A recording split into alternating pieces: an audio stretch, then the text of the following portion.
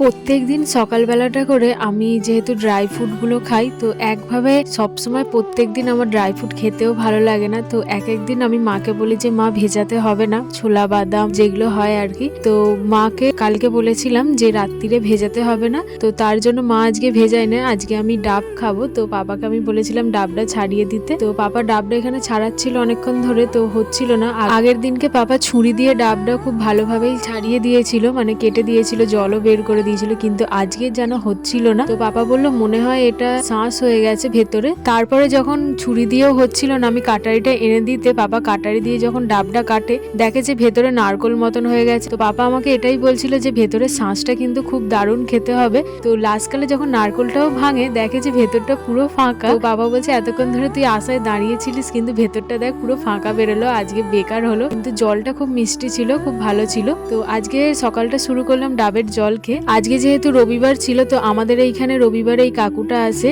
Cake, biscuit, নানা রকম toast অনেক কিছু নিয়ে আসে প্রত্যেক সপ্তাহে, প্রত্যেক রবিবার কিছু না কিছু জিনিস নেওয়া হয়। আজকে মা বললো যে কেকটা নিবি, কেকটা নিলেও কিন্তু এক চান্সে, আর বাকি টোস্ট গুলো কিন্তু পছন্দ হচ্ছিল না, কোনটা নেবো কোনটা নেবো না। তো মাই খালি বারবার ধরে এইটা চয়েস করছে ওটা চয়েস করছে। তো তারপরে কেকটা নিল আর একটা টোস্টের প্যাকেট নিল। প্রত্যেক দিন তো আর হয়ে ওঠে না টুকটুকের এই যে গামলায় জলটা পাল্টা। আজকে বাবা ঘরে ছিল বলে দুদিন ধরে জল পাল্টানো হয় না, তো ওর জলটা পাল্টে দিতেই দেখো ওকে ছেড়ে দিতেই গামলায় কিরকম ভাবে ও খেলা করছে।